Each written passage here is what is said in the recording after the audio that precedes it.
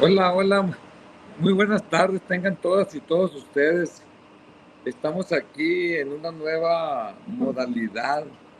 Siempre hemos estado juntos en el estudio, ¿no? Tanto Manuel Cárdenas Fonseca, a quien saludo en este momento y agradecerle su presencia,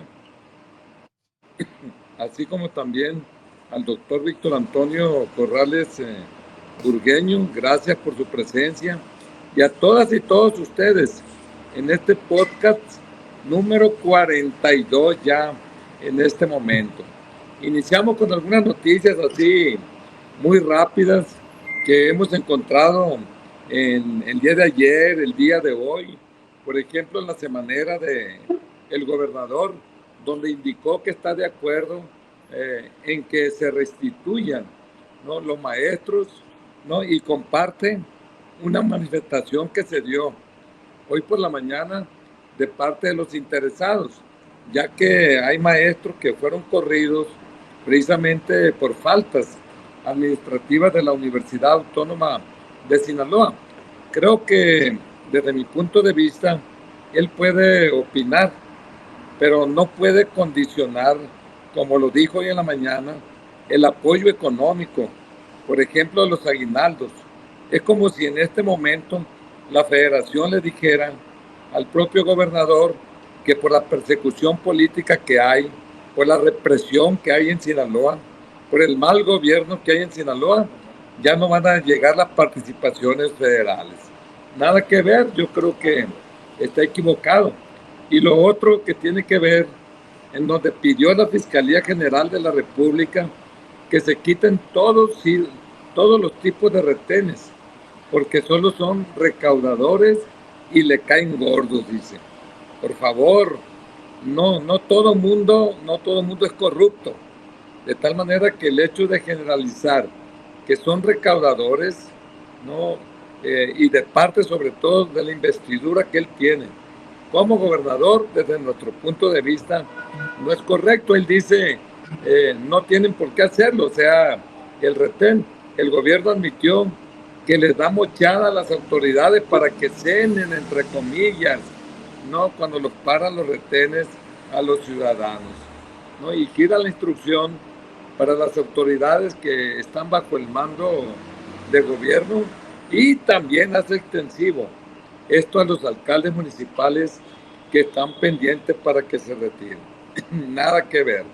Y como esto es es el comienzo de un podcast donde se ven diferentes temas, hay aquí también una noticia interesante. Dice, Rocha paga más de 2,000 millones de pesos por deudas de Maloba. El gobernador expuso que por lo mal que gobernó y por el respeto a la población, no debería de aspirar a otro puesto. Ustedes saben que Mario López Valdés ha externado que puede ocupar algún espacio en este proceso electoral. Pero aquí lo que habla mal del gobernador es que cuando él aspiró al gobierno del estado de Sinaloa, tuvo que entender que él llegaba desde el punto de vista institucional y que él, en caso de ganar como lo hizo, iba a tomar las riendas, ¿no?, de un gobierno, tanto de lo bueno y de lo malo, tanto de las herencias buenas como las herencias malas, que los préstamos no son herencias malas, cuando esto se invierte bien, y desde luego que hubo una contingencia y por eso se solicitó el préstamo en su momento, ¿no? Desde luego que hubo una contestación de parte de Mario López Valdés.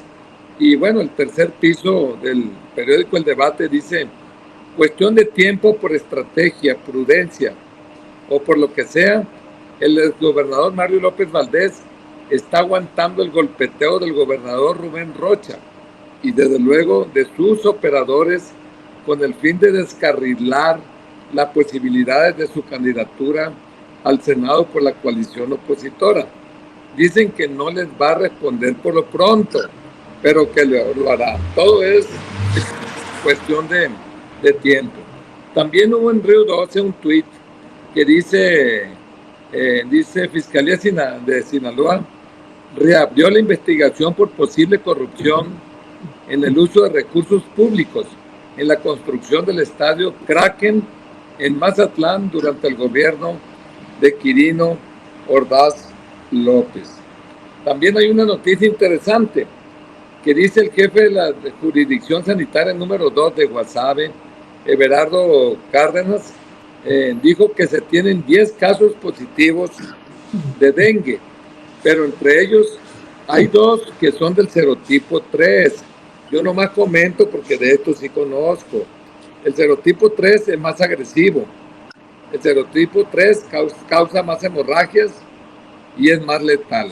De tal manera que hay que estar muy pendientes ya lo que es la Secretaría de Salud. Otro punto importante aquí, dice México, en el último lugar de la OCDE en recaudación de ingresos tributarios. Me llamó la atención que aquí marca el 16.9% de acuerdo al Producto Interno Bruto de México, cuando nosotros en la OCDE tenemos un promedio arriba del 30%, ¿no? Entonces, esto les envía un mensaje a todos los, bueno, en este caso, a la gente que está compitiendo, a los candidatos a la presidencia de la República, para que se pueda pensar a futuro de qué manera se va a resarcir ese déficit financiero que existe en este momento. Yo creo que se tiene que poner sobre la mesa, tarde que temprano, una reforma fiscal donde desde luego afecte o la recaudación sea mayor en los que más ganan aquí en México. También dice aquí, morenistas fundadores ya han alzado la voz para exigir que el partido Guinda, o sea Morena, otorgue candidaturas a personas externas, como expanistas y expriistas, sobre todo a esos que hace poco tiempo se incorporaron al movimiento de la Cuarta Transformación. Así que podría haber jaloneos y protestas cuando se definan las y los candidatos a diputaciones federales, alcaldías y senadurías. Y aquí hay un detalle, para dejarle la voz ahí a los compañeros, tanto a Manuel como al doctor Corrales, sobre esto que he estado comentando. Dice, temas diversos de personajes políticos. Esto es un informe que nos llega. Dice, entre algunos morenistas se menciona que Jesús Valdés Palazuelos se registró como aspirante a candidato a diputado local por el Distrito 13. Nosotros ya corroboramos que fue cierto esto, no sé si por este distrito no, pero que ya se registró como candidato. También Faustino Hernández Álvarez, por el Distrito 19, pero que ambos guardan hermetismo para evitar generar polémica y conflicto al interior del partido, donde no son bien vistos. Esto, bueno, lo acabo de decir en el bloque anterior, ¿no? En donde hemos comentado en repetidas ocasiones que desde que llegó este gobierno, Rubén Rocha Moya, el gabinete fue conformado por la mayor parte expriistas, expanistas, ¿no? Hubo comentarios muy fuertes en contra de los morenistas, en donde se dice que no hay mucha gente preparada y que mucha gente únicamente sirve para repartir volantes. Aquí mismo dice que mientras que el PRI se habla de la posibilidad de que los exgobernadores Mario López Valdés y Quirino Ordaz Coppel se enfrenten políticamente como candidatos al Senado, considerando que al primero lo podrían postular el Frente Amplio por México y el segundo el Partido Verde en coalición con Morena y el PT. También se habla de la dificultad para que Gerardo Vargas Landeros sea candidato a la reelección por la alcaldía de Ahome, derivado de la animadversión que se le tiene desde el tercer piso del Palacio de Gobierno. Aunado a ello, otro aspecto es que los hijos del gobernador están controlando y pretenden seguirlo haciendo en todos los negocios, obras y compras de los ayuntamientos de Culiacán y Mazatlán, pero no así en Ahome y Guasave. Sin embargo, hay planes de apoderarse o controlar estos dos municipios en las próximas administraciones, considerando que estos 4 son los que más reditúan económicamente. Me llama la atención cómo cierra este reporte. Dice, sobre esto último, se sabe que el Ayuntamiento de Culiacán no realiza ninguna compra, obra o licitación, por mínima que ésta sea, porque se hacen desde la oficina del Palacio de Gobierno de los Rocha Ruiz. No, es información que existen. Y ahora que estuvimos, el doctor Víctor Antonio Corrales Burgueño y un servidor, tomándole protesta a los comités seccionales, tanto en Mocorito como en Angostura, la verdad me llamó mucho la atención la cantidad de gente que asistió. Impresionante. Yo invito a la gente que lo están viendo y escuchando que entren a la página internet del Partido Sinaloense y se den cuenta todo cómo está conformado el Partido Sinaloense. Y esto se debe, desde luego, pues a que cada semana, por ejemplo, yo estaba viendo de elaboración de piñatas. Hubo 20 talleres esta semana de elaboración de piñatas, amén de muchos programas sociales que se están impulsando. Pero me llamó la respuesta, allá en Mocorito, dice, es una gran falta de voluntad, y esto lo reportan aquí en la... Perdón.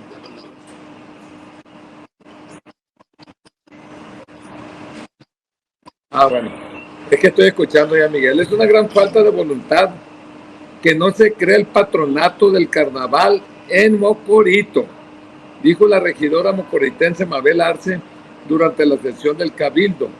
Remarcó que esta es una petición que se le hizo con tiempo a la alcaldesa María Elizalde Ruelas, a fin de transparentar los recursos que se mueven en estas fiestas, mientras la munícipe, o sea, la alcalde, se amparaba que el tiempo estaba encima y que ya no era posible. La acusan de corrupción, desde luego. Todo esto es parte, ¿no?, de lo que hemos estado viendo aquí, noticias. Otra noticia muy importante, tal y como lo hacemos con toda la gente, sobre todo los badiraguatenses que pierden un familiar, ¿no? Una noticia general que trascendió más allá de Sinaloa. Dice, muere Consuelo Loera, no, mamá del Chapo Guzmán, a los 94 años, tal y como lo hacemos siempre. Nuestro más sentido pésame, nuestra solidaridad a toda la familia de la señora Consuelo Loera. También ver aquí algunas cuestiones interesantes, ¿no?, de lo que se ha dado hasta el día de hoy. Hoy vamos a empezar, para dejarles ya la palabra y dejarles prácticamente el programa, ¿no?, lo que reporta el columnista Quevedo Susunaga en su columna Brechando. Dice, el gran error del gobernador Rubén Rocha Moya fue llenarse de soberbia, pretender el control de la Universidad Autónoma de Sinaloa con una reforma de la ley de educación contrario a la ley federal, hecho que rompió el diálogo con los universitarios hasta convertirlo en un conflicto que no tiene reconciliación. En su visita que hizo a Sinaloa, Marco Cortés, dirigente nacional del PAN, expresó algo que debe poner a reflexionar a los ciudadanos.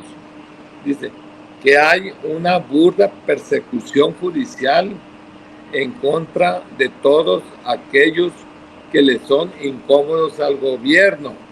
Dice, en el caso de Sinaloa, el tema está muy localizado, porque la concentración de poder del gobernador Rocha Moya no admitió una opinión y defensa del ex rector Héctor Melesio Cuenojeda, que primero lo echó del cargo de secretario de Salud, luego hizo acusaciones sin fundamento de corrupción que tuvo que recomponer, y al repetir el error se encuentra con una demanda ante las autoridades federales, que es parte de lo que estoy haciendo en este momento aquí en la Ciudad de México, donde vamos a ampliar dicha demanda, y me informan que ya pasó por la mesa directiva de la Cámara Baja de Diputados y pasó directamente a la Comisión de Vigilancia de la Auditoría Superior de la Federación en torno a toda la corrupción que tiene en este momento el gobierno del Estado, sobre todo en el manejo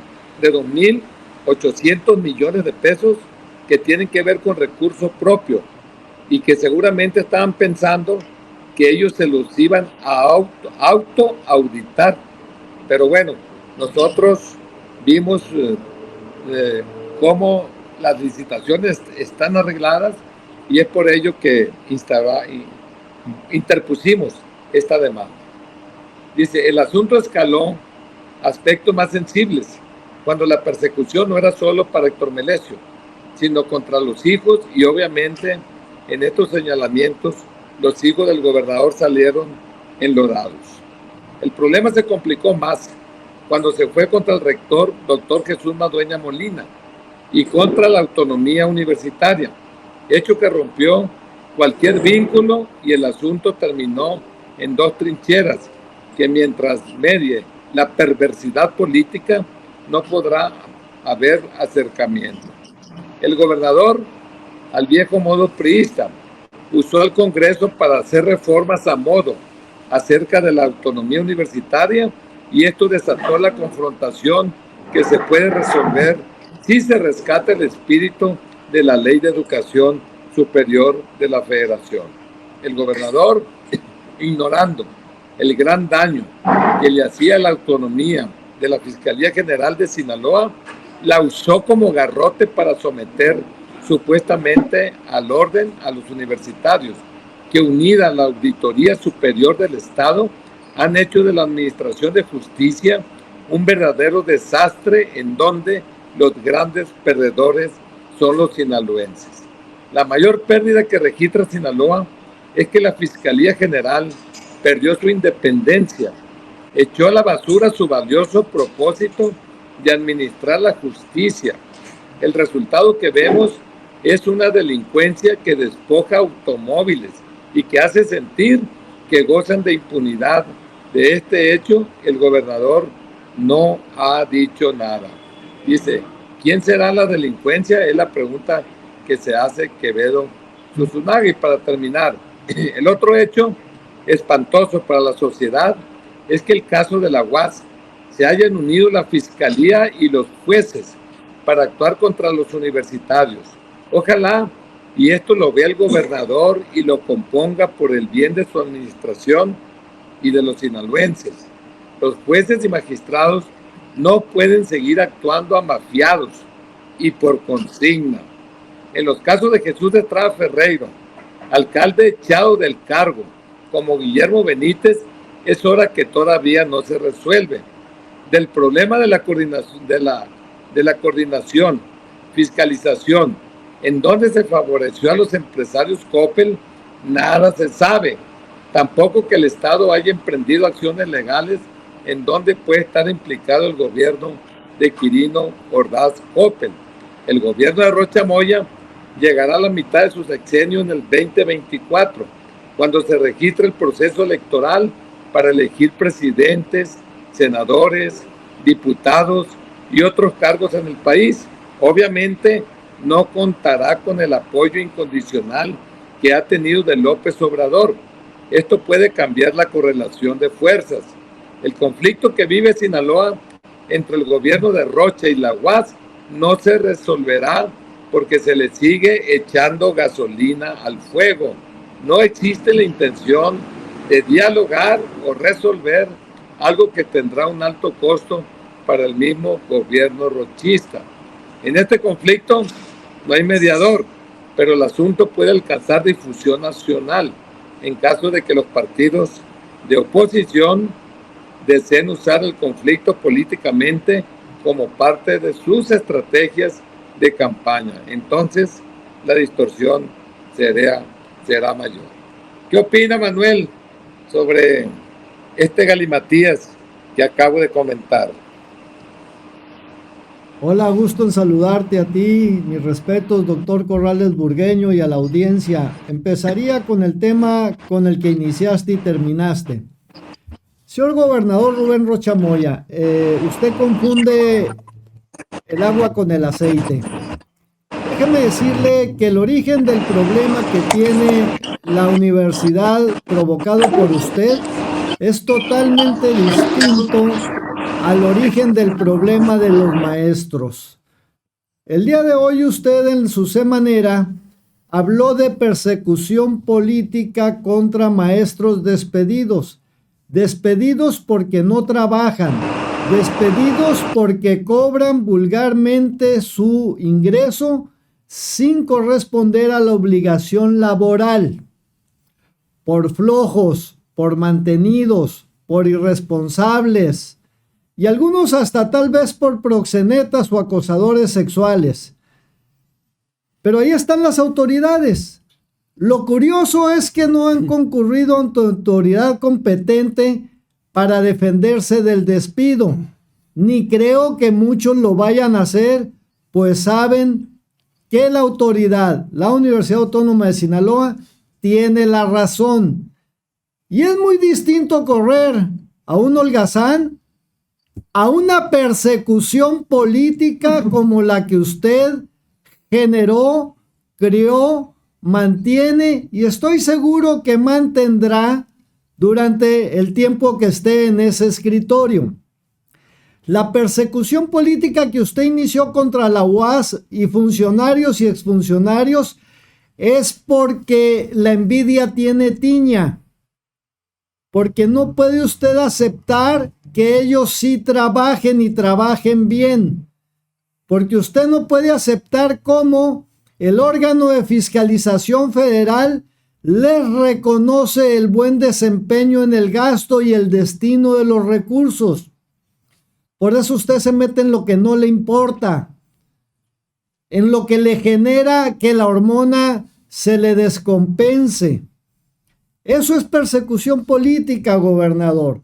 A usted le encabrita que la Universidad Autónoma de Sinaloa sea la número 3 del país, reconocida por organismos internacionales en calidad.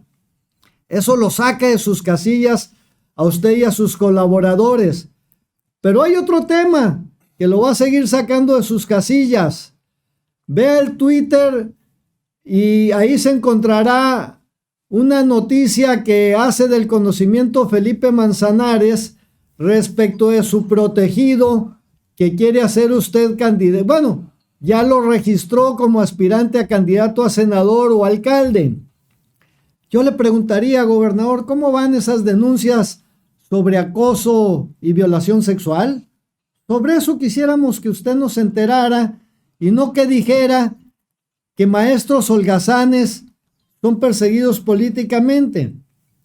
Mejor diga qué pasa en la UADO, donde el proceso de designación de rector da risa, da pena ajena, y a usted parece que le cortaron la lengua al respecto. Ahora entonces, el tema de Rubén Rocha Moya contra la UAS va a durar todo el sexenio y todo el tiempo que esté ahí Rocha Moya, aun cuando la universidad gane todos los juicios en la segunda instancia. Le van a seguir incorporando expedientes la señora de Agricultura en la Fiscalía, Sara Bruna, para que siempre tenga, en la medida en que vean que ya están perdiendo más temas de las carpetas de investigación que han armado, van a crear otras. Y bueno, eso es persecución política, Rubén. Lo otro es despedir holgazanes. Salvo que tú estés de acuerdo con los holgazanes, hombre, pues llévatelos, como muy seguramente te llevarás por ahí de marzo del año que entra a la Auditora Superior del Estado que se ha prestado a toda esta corruptela. Respecto al tema que hablas de Quirino y Mario López Valdés, efectivamente hay todos los elementos para afincarle responsabilidades a ambos. La tontería que dijo Rocha Moya de que porque las cuentas públicas estaban aprobadas ya estaban salvados es eso, una soberana tontería o la perversa intención de encubrirlos. Déjenme decirles que ya no se ha dicho nada del fraude al SAT por parte del SATES. Ya no se ha dicho nada del problema en el que incurrió el gobierno del estado cuando Mario López Valdés y cuando Quirino con estadios de béisbol y de fútbol. Ahora sale la noticia de que se reabre el caso del estadio Kraken y bueno, vamos a ver hasta dónde avanza. Pero si Rubén Rocha Moya tuviera carácter y tuviera pantalones y entendiera el encargo para el cual fue votado, él no necesitaría una fiscal de agricultura que siembre expedientes. Hay elementos sobrados para abrir carpetas de investigación a ambos, pero de lengua se come 10 tacos Rocha Moya cuando habla de Quirino y habla de Mario López. Otro tema que tú planteabas el otro día junto con el doctor Corrales Burgueño y que se vio cuando la pandemia es la necesidad de que Sinaloa cuente con una verdadera red de frío y una cadena de frío. La red de frío para todo lo que son medicamentos y la cadena de frío para que todo lo que son perecederos, porque eso nos garantizaría capacidad de exportación de frutas, legumbres, oleaginosas y de cárnicos y de productos del mar. Por eso lo que tú planteabas respecto de el comentario que hizo Guillermo Gastelum Bon de la Coparmex, de que el gobierno no tenía planeación, de que el gobierno no tenía rumbo, de que Rubén Rocha Moya aplicaba una justicia desviada y selectiva, yo lo saludo. Y ojalá, como tú me lo planteaste, se reúnan con la Coparmex para empezar con 2 temas. En esa actividad proactiva, propositiva que está teniendo el PAS, y tú como empresario que hablas el mismo idioma de ellos también, vayan agarrando 2 temas, me decías. Bueno, pues yo creo que eso sería muy bien saludado. Como también sería muy bien saludado otro tema que tú trataste ahorita por encima como noticia y que tú y Corrales Burgueño conocen muy bien. Se habla mucho del nearshoring. Bueno, pues para que haya nearshoring, inversiones productivas, tiene que haber red de frío en Sinaloa. Si no, no va a haber nearshoring. Y para que haga nearshoring, tiene que haber fuerza laboral capaz, que maneje con habilidad y destreza los conocimientos específicos o técnicos. Y en eso tú empezaste un programa muy exitoso cuando rector y lo siguió Corrales Burgueño, que inclusive fue muestra a nivel nacional y se replicó en todo el país con las preparatorias. Yo recuerdo que ustedes plantearon que el problema de la educación media estaba en que venía el niño afectado, no nada más por ausencia de conocimiento, sino por confusión en el conocimiento que le habían querido transmitir. Y entonces en las preparatorias de la UAS, el primer trimestre era casi un propedéutico para actualizar en conocimientos a los alumnos. De eso también me gustaría que le hablaras a la audiencia, porque en la prueba PISA, pues salimos ultra recontra archimadreados en comprensión de lectura y en matemáticas. Y por otro lado, efectivamente, con eso yo terminaría. La OECD habla de que tenemos muy baja la recaudación. Cuando yo, legislador que estuve en París en la OECD y que acaba de llegar Ángel Gurría a presidirla, yo le comenté, a ver, una cosa es que tengamos tasas que no son competitivas, porque tenemos que tener tasas competitivas en el mundo, mecanismos competitivos, si no la inversión se va a otros países. Y otra cosa es que sean muy estúpidos y muy corruptos para cobrar. Entonces lo que hay que hacer no es una reforma fiscal.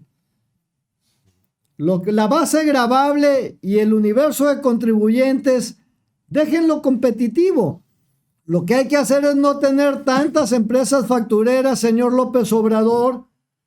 Señor Rubén Rocha Moya, si revisamos cuántas facturas de contenido falso pueden tener los poderes del Estado, legislativo, judicial y ejecutivo, desde el sexenio de Mario López Valdés hasta el actual, se van a sorprender. Por eso, bueno, llama la atención que la narrativa del gobierno del Estado se vaya contra el grupo Coppel, cuando está el grupo ARE metidísimo hasta los huesos ahí. Pero a ese no lo mencionan porque le acaba de regalar 1 tonelada de bienes y de víveres al DIF estatal. Y salen y se toman la foto como señoritas de revista, no sé, de modas. Señor Rubén Rocha Moya, mejor deje de hacerle al tío Lolo en la parte de la fiscalización. Reoriente su actividad a dejar de andar protegiendo flojos holgazanes.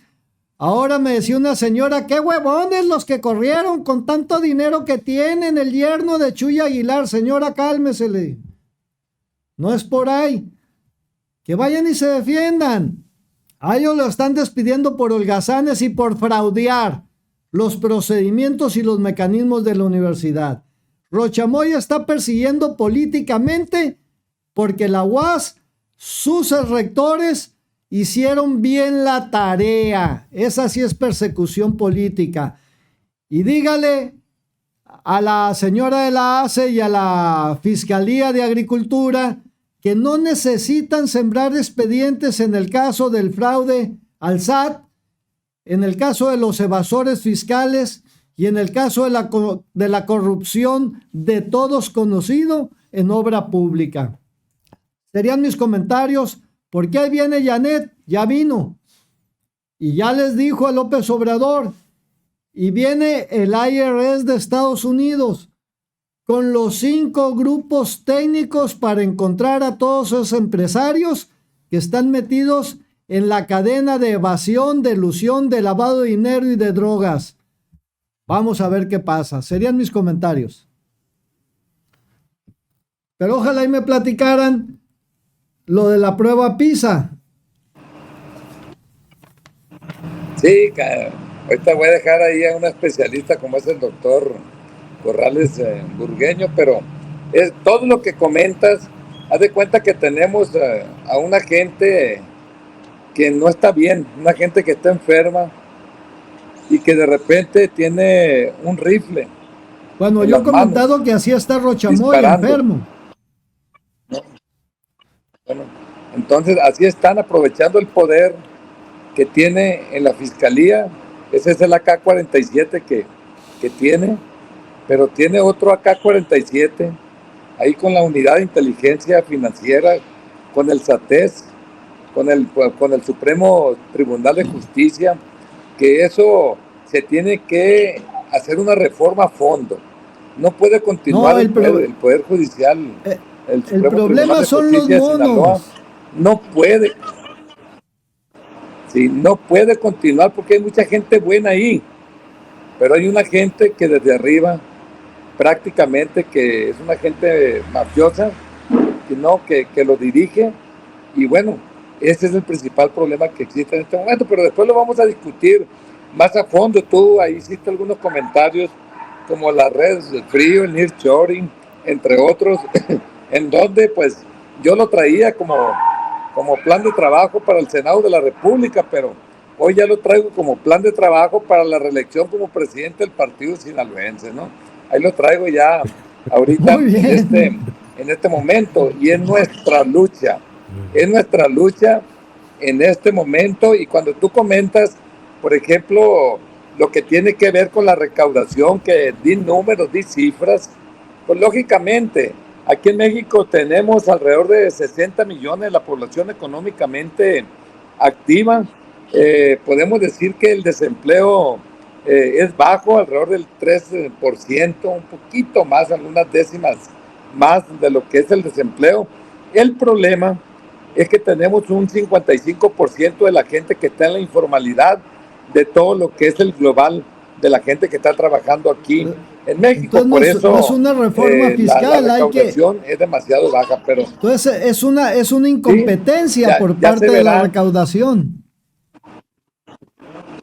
ya se verá en su momento, pero yo aquí necesito la opinión del doctor Víctor Antonio Corrales en Burgueño, porque sabemos que para poder que haya crecimiento económico, productividad, entre otras cosas, generación de empleo, se necesita preparar a nuestra gente, se necesita preparar a nuestras y nuestros jóvenes, se necesita que el sistema educativo mexicano sea eficiente, no efectivo, pero no únicamente un tipo educativo, sino que sea efectivo en todos los tipos, desde la educación temprana, es más allá, con familias integradas, porque hay que recordar que la primera escuela que tienen las niñas y los niños, nuestros hijos, es la casa, ¿no? Entonces, todo eso juega un papel fundamental. Y yo le digo, doctor Corrales, me llama la atención ya en un resumen,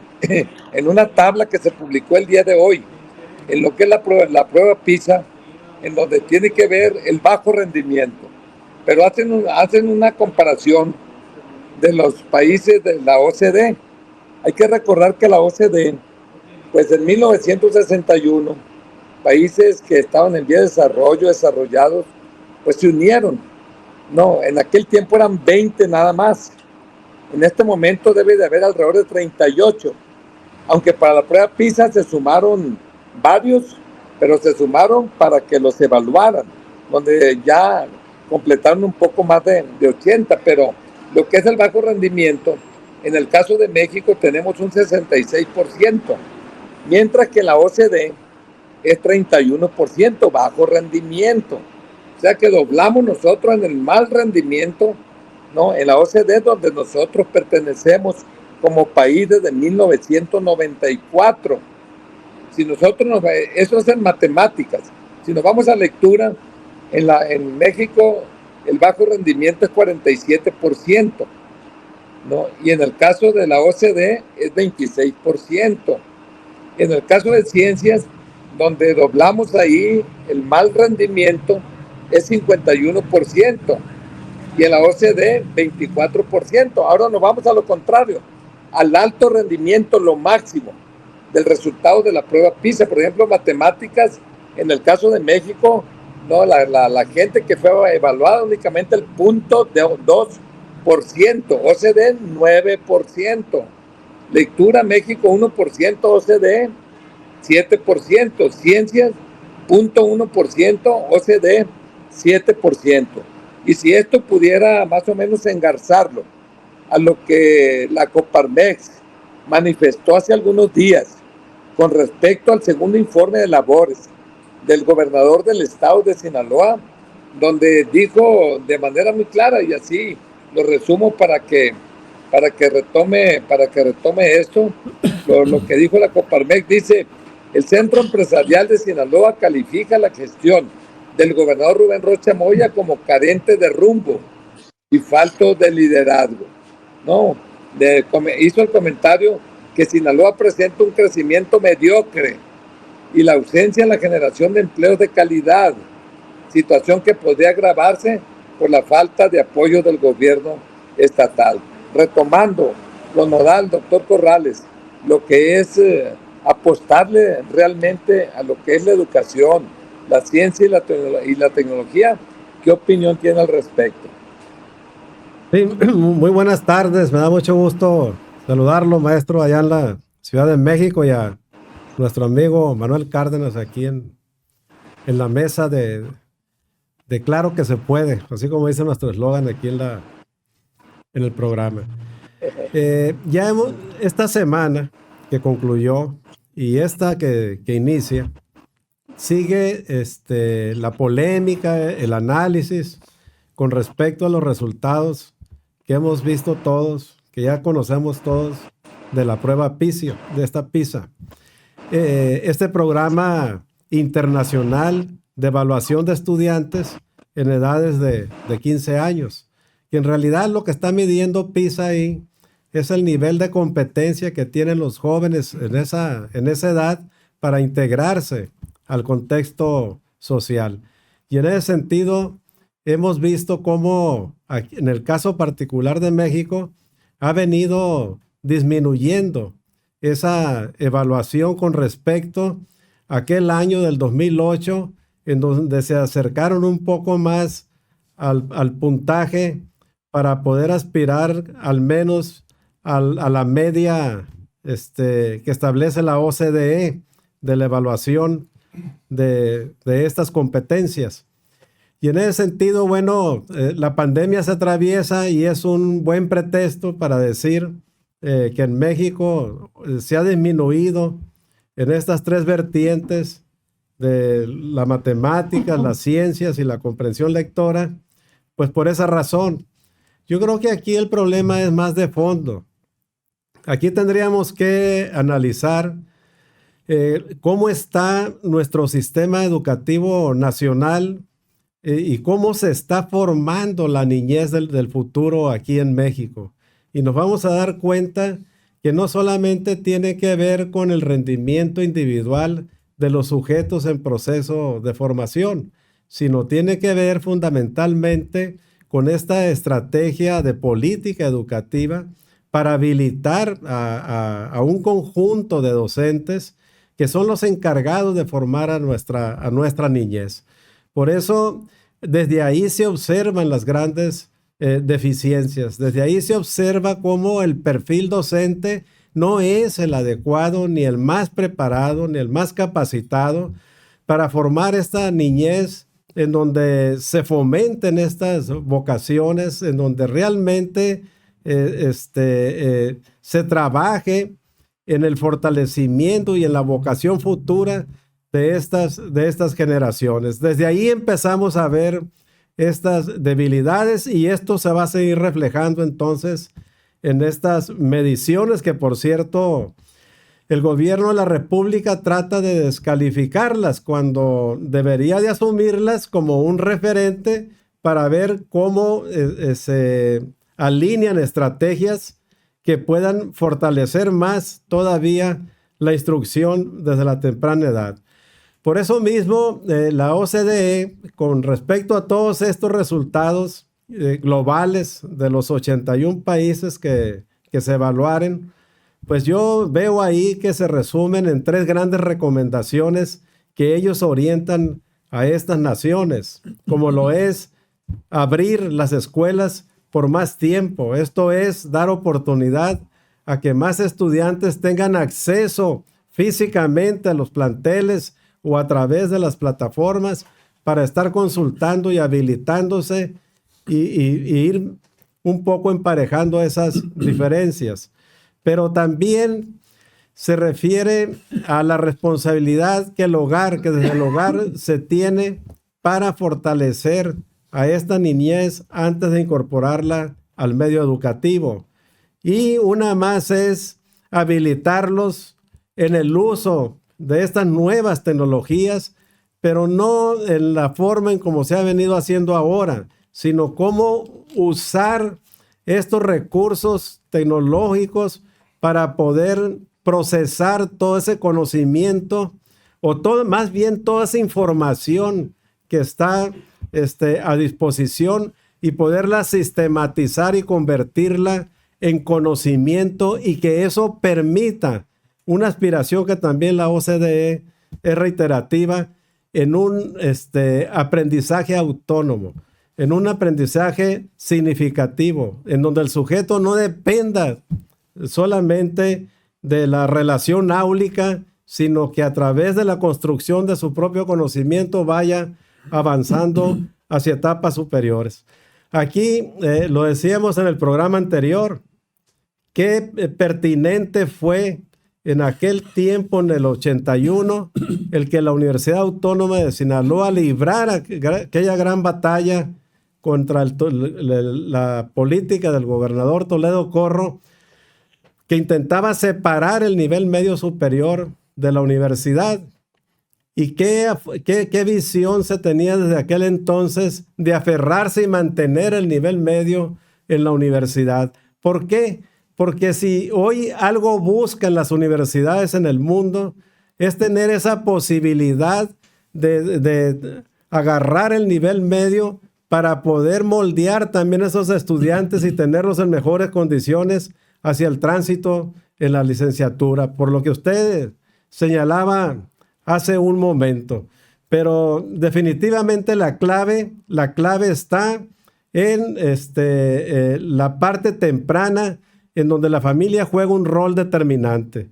Y también en esta indicación primera que yo citaba de la OCDE, de ampliar más tiempo en las escuelas, pues tiene que ver también con la alimentación de todos estos jóvenes, que es desigual en muchos países, y que las escuelas pueden proporcionar ese tipo de apoyos, que por cierto aquí en México pues también se cancelaron lo que se denominan las escuelas de tiempo completo.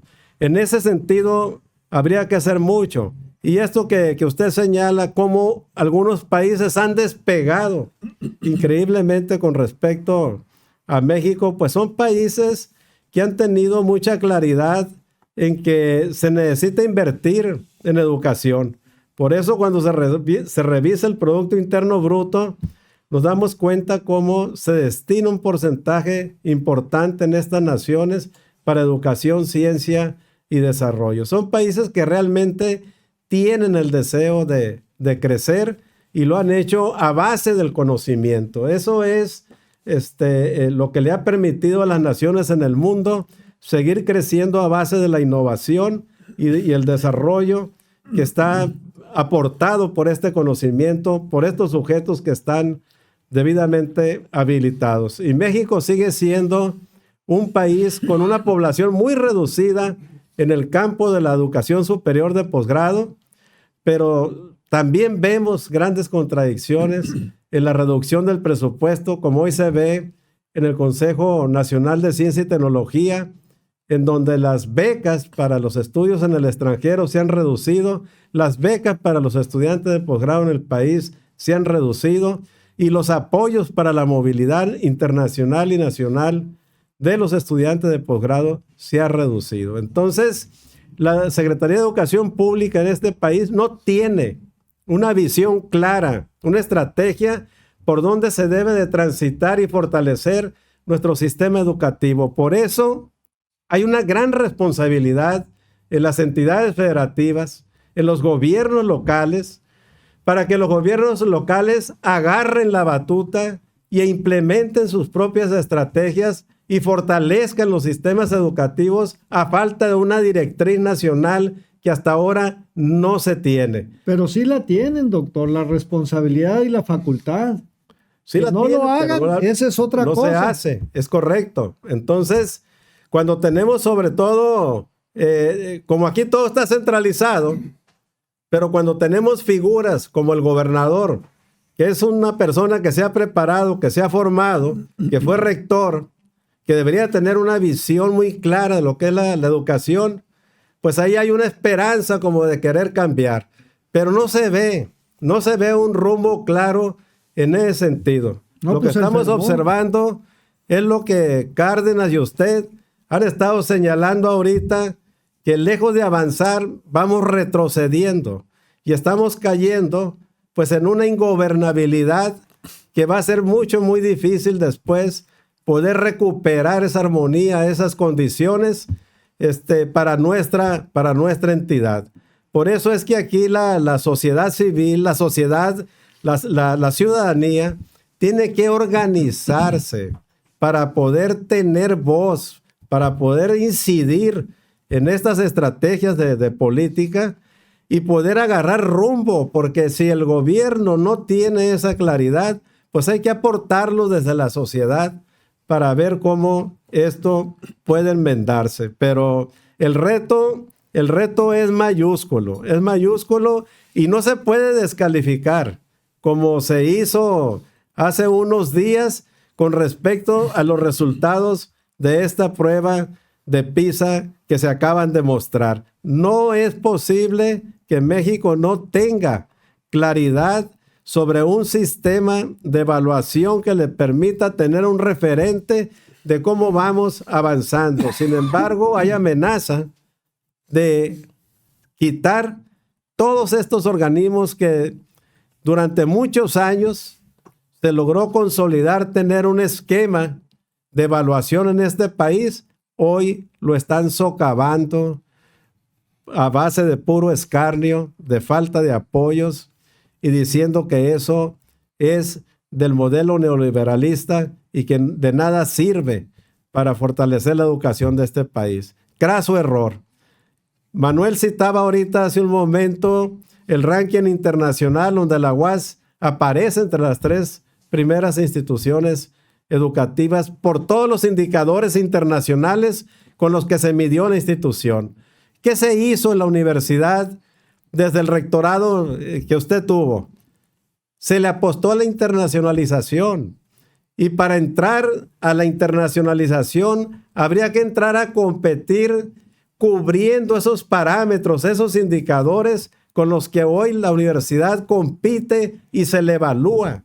Y esa es una muestra de que sí hay condiciones, que hay talento, que hay capacidad y que hay posibilidades de crecer. Entonces aquí sigue siendo un reto importante el alinear estas políticas, y lo más triste, lo más lamentable es que no vemos rumbo, no vemos claridad de cómo se pueda fortalecer y cambiar estas condiciones. Bueno, aquí lo que pudiéramos decir es que hay una prueba plena de que sí se puede. Cuando se quiere, cuando se sabe, cuando se planea, cuando se imagina, cuando se estructura y cuando se tiene voluntad profesional y política, ahí está el resultado de la Universidad Autónoma de Sinaloa. Cuando se tiene afectada la neurona, cuando se tiene envidia, celo, recelo, hasta de tu propia sombra, ahí tienen la manipulación de las entidades de procuración de justicia. Cuando se tiene una enfermedad que no tiene cura porque ya estás afectado, lo único que puedes hacer es encubrir, solapar y amafiarte. Y ahí está la actitud del gobierno del estado, acusando sin presentar denuncias a los 2 exgobernadores, utilizando a las instituciones del Poder Judicial, del Poder Legislativo y a la Fiscalía para satisfacer sus problemas emocionales y existenciales respecto de personas que ellos envidian. Yo creo que aquí lo que debiera de hacer el gobernador y lo que debiera de hacer Codecín es lo que tú planteabas, Héctor Melesio. Saludar lo que dijo la Coparmex, son los patrones en el buen sentido de la generación y creación de empleos. Son los que junto con los obreros le dan rumbo a los trabajos de calidad. Son los que permiten que pueda haber una seguridad social estable, eficaz, cierta, a través de las instituciones como el Seguro Social. Y que tú y Corrales Burgueños hayan saludado, no para criticar, sino para reconocer lo que dijo Guillermo Gastelum Bon, para establecer un punto de partida. En lugar de un show mitómano, pues así no va a haber una posibilidad de acercamiento. Y sí va a haber una posibilidad de encubrimiento a funcionarios que agarran grupos preferenciados como ARE, y señalo ARE porque a ese no lo quiere mencionar nadie. Ya dije por qué, entre otras cosas. Le aportan mucho a la familia Rocha Moya. Entonces, hay que meterle seriedad a esto, pero también lo cierto es que la persecución política hacia la UAS solo culminará cuando el orden federal le dé al traste a la enfermiza actitud de no armonizar conforme a la ley, y solo acabará cuando se vayan estos señores que actúan como delincuencia organizada en el uso de las instituciones y que todos los días están armando un expediente para tratar de mantener alejados de la función primordial que es a la educación, la impartición y la creación de conocimiento. Pero eso, señor Rocha Moya, no lo va a lograr en la UAS. El hábito de constancia, perseverancia, calidad y cobertura en la UAS es algo que usted y todos sus corifeos no van a lograr acabar con ello. Yo quiero, no sé si me permita ahí, por el tiempo, pero Ella dijo que era para ti, para mí. A ver, es que yo quiero sí, nada más un adelante, saludo doctor, adelante. a todos los pasistas y a las pasistas de allá de Mocorito y de Angostura, porque el sábado que estuvimos por allá, la verdad, fueron unos eventos impresionantes que tuvimos en la plaza pública en Mocorito y que tuvimos allá en las calles también de Angostura. Más de 200 comités seccionales tomaron protesta del partido sinaloense, que van a ser las personas que van a trabajar con todo en la promoción del voto pasista, pero también los encargados de vigilar que este proceso electoral no haya mapachadas, porque si algo tenemos ahora en el partido sinaloense es que tenemos alineado ya, maestro, toda la estructura electoral en los 20 municipios.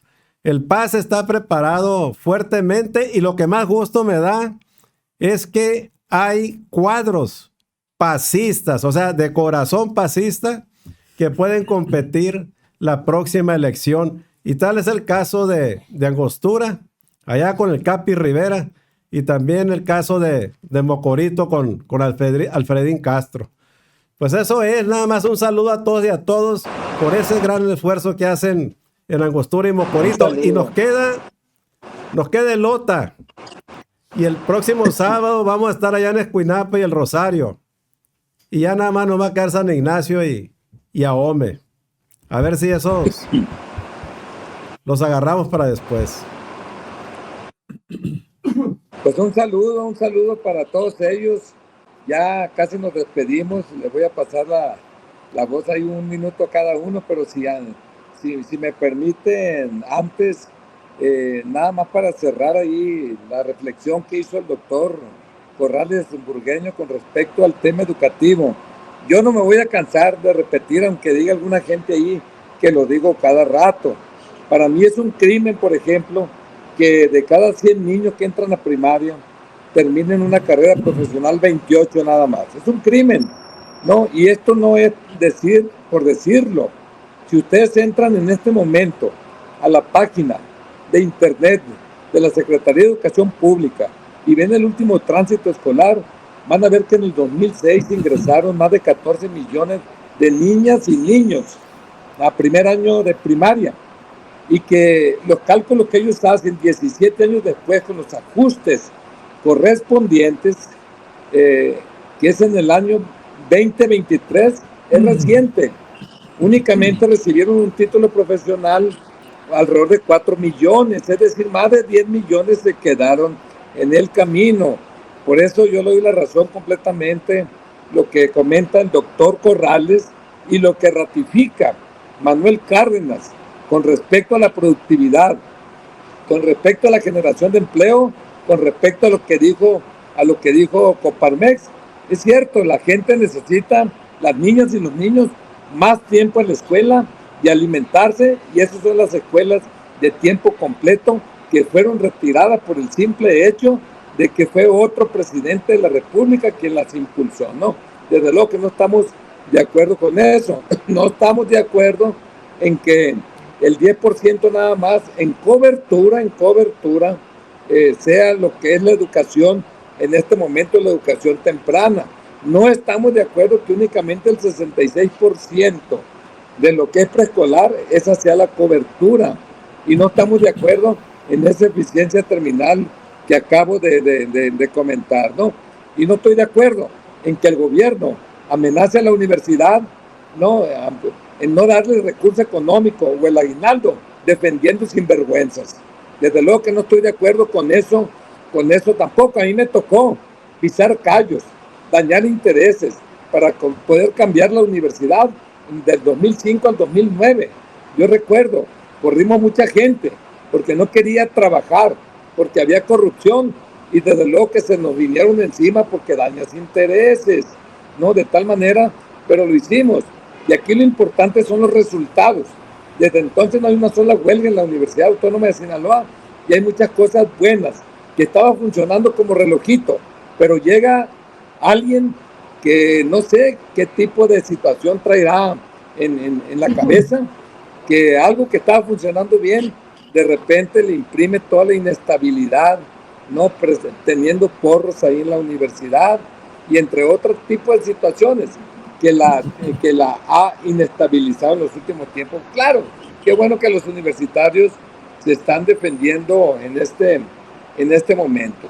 Ya para terminar, ahí, para no abusar de la gente, estamos aquí desde muy lejos, yo no sé si se está escuchando bien, pero nada más un detalle ahí para que lo retome Manuel. Fíjate que estaba leyendo aquí el día de hoy lo que está pasando con el Infonavit, que reporta 23,000 créditos en cartera vencida. Dice, y todo esto tiene que ver con lo que dice Coparmex, todo esto tiene que ver con el tema educativo, todo esto tiene que ver con la ciencia y la tecnología, todo esto tiene que ver con la innovación, el desarrollo tecnológico, pero dice lo siguiente, en Sinaloa 23,342 créditos, ¿no? Aquí hay un problema. 23,000 están en cartera vencida, de 177,400 créditos vigentes, el 13.16. Sin embargo, yo veo aquí que creo que es parte de la causa, Manuel, doctor Corrales, no, es un reporte de la Secretaría del Trabajo y del Gobierno de la República, en donde vienen las ciudades o las entidades federativas que tienen los mejores salarios. No, los mejores salarios es donde estoy yo ahorita, en este momento, en la Ciudad de México, pero el lugar 32 lo ocupa Sinaloa. Sinaloa. Entonces yo más o menos me relaciono, ¿no? Lo que acabo de comentar del Infonavit, de los 23,000 créditos que están en cartera vencida. ¿Por qué estamos así en Sinaloa? ¿Qué es lo que está pasando en este momento? Porque se supone que este tipo de problemas se deben de retomar e inmediatamente planear a mediano y largo plazo. No, con el respectivo diagnóstico, ver qué es lo que se tiene que hacer. Sin embargo, todo se concentra en rencores, en mitotes, en contratar una serie de columnistas que en contubernio con el gobierno del estado de Sinaloa quieren crear percepciones que no son, a veces para bien, a veces para mal. Entonces eso es lo que veo y le doy la palabra para cerrar ahí ustedes, para que la opinión tuya, Manuel, y posteriormente del doctor Corrales y cerramos la sesión. Gracias, Héctor. Pues sí, bueno, hay dos temas ahí. Primero, yo felicito al partido sinaloense. Sigo reconociendo en él el único partido en el país que realmente se acerca a ayudar al prójimo, que realmente busca presentar iniciativas que hagan un cambio en el tejido social y puedan llevar una armonía en la sociedad en su conjunto y mejores estadios de desarrollo y calidad de vida. Por eso qué bueno, doctor Corrales Burgueño y tú, Héctor, que siguen en esa ruta sin desviar el rumbo. Saben el puerto, saben la forma y han tenido que ir con las peores tempestades que les han creado y siguen presentes y siguen vigentes. En la otra parte, el saludar el pronunciamiento de parte de nosotros tres a Gastelum Bond y a Coparmex, pues nos llevaría a crear una o dos o tres mesas temáticas porque nosotros tenemos representación, y digo nosotros porque yo como ciudadano también puedo presentar iniciativas, y ustedes como partido tienen un grupo legislativo en el que se sentaran o nos sentáramos a decir, a ver, si resolvemos estos 3 temas, por consecuencia se arreglan estos otros 15. Y hacer una mesa de trabajo, porque no hay en el Codecín, que está totalmente ahorcado por Rochamoya e Insunza, la posibilidad de hacer un reconocimiento de lo mal que estamos. Tenemos que buscar otras alternativas, no algo que enfermaron tan gravemente como es el Codecín. Y bueno, lo que pasa es que el ex jefe de asesores de 2 gobernadores o nunca supo leer la estadística o nunca entendió que Sinaloa es de los estados que tienen los peores salarios. Y la pregunta es, ¿cuál es la política pública? ¿Cuál es la política y el programa que ha implementado en el corto, mediano y largo plazo? Pues ya se lo dijo el señor de la Coparmex y yo lo aplaudo. Señor Rochamoya, con mucho gusto lo ayudamos. Encantados de la vida lo ayudamos, pero a nosotros nos gusta ser proactivos, eficaces, eficientes, transparentes y honestos. Si usted coincide con estos 5 características para encontrar el calificativo de armonía, paz y progreso, con mucho gusto le ayudamos. Si no quiere, pues no nos estorbe. Hágase un lado y punto. Se lo vamos a agradecer infinitamente. Serían mis comentarios. Sí, yo creo que da para seguir analizando todo este modelo que hay del nearshoring, porque no se le puede apostar, en mi opinión, como país, a resolver una situación de rezago en empleo, salarios, etcétera. Se tiene que pensar, como aquí se ha dicho por ustedes mismos, en un modelo de desarrollo, de crecimiento, que le dé más bienestar y calidad de vida a las y a los sinaloenses y a México como país. Eso es para mí, digamos, una situación coyuntural para poder transitar hacia esa posibilidad de crecimiento.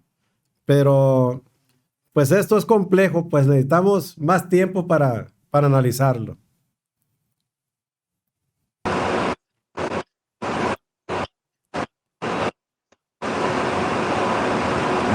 Muy bien, pues muchísimas gracias. Únicamente 3 cosas para cerrar, agradeciendo previamente a Manuel Cárdenas Fonseca, que la otra vez que no estuviste, le pedí a tu gente que no fueran gachos, que nos escucharan también a nosotros, ¿no? Así que muchas gracias, ¿no? por estar presente en esta ocasión, invitado permanente, doctor Víctor Antonio Corrales Burgueño también. Y cierro con esto, ¿no? Una de ellas es felicitar a Guillermo Gastelum Bon, que es presidente de Coparmex de Sinaloa, porque dice las cosas tal y como son. Él fue el que hizo una crítica constructiva a lo que es el segundo informe de labores del gobernador. Me encantó lo que dijo, y hoy, este día, ¿no? Está haciendo un reclamo en donde las empresas no están listas para la reducción de la jornada laboral. Eso lo dice él como Coparmex Sinaloa, pero esto lo vemos en el próximo podcast. Es bien interesante, ¿no? Algo que tiene que ver, que más que decir si es bueno o es malo, es que se debe de consultar a la gente, ¿no? Nadie sabe lo que tiene la olla más que el que la está batiendo, y los empresarios son los que arriesgan su dinero, y a ellos se les debe de consultar. Se habla mucho de lo que es la participación ciudadana, pero a la hora de la hora, Héctor, en las cámaras Héctor, no se hace, Sí, adelante. Es que este señor no sabía lo que tenía la olla, se la pusieron llena y agarró la pala equivocada y le empezó a menear como si fuera melcocha o como si fuera menudo. Bueno, No supo. bueno. Es otro el que Pues le llenó la olla. Por eso la felicitación y agradecer a la empresa, ¿no? Nos dejó aquí estar, ¿no? Para llevar a cabo pues este podcast. Muchas gracias, que ya nos comimos varias donas y más o menos se empareja un poco a las donas que hacemos en Casa María. Y aquí, pues estas son dietéticas. Son dietéticas porque únicamente nos comemos lo del medio de la dona. Nada más, ¿no? Este es Pues café. muchísimas gracias El a toda la chocolatito gente es para que Rocha. nos sintonizó en este momento. Muchas gracias. Así que salud a todos. Ya venimos así navideños, pero vamos, no es la despedida. Todavía tenemos varios podcasts en este año 2023. Los vamos a despedir a tambor batiente. Así que a toda la gente, cuídese mucho. Recuerde que el principal problema de los accidentes en vacaciones es el exceso de velocidad. El segundo lugar tiene que ver con el abuso del alcohol y otras drogas no prohibidas. Y en tercer lugar, tiene que ver con el uso del celular. Así que, trucha a todo mundo. Muchísimas gracias, nos despedimos y nos vemos en el podcast número 43. Muchas gracias, doctor Corrales, muchas gracias, Manuel. Gracias. Y a todo el equipo técnico.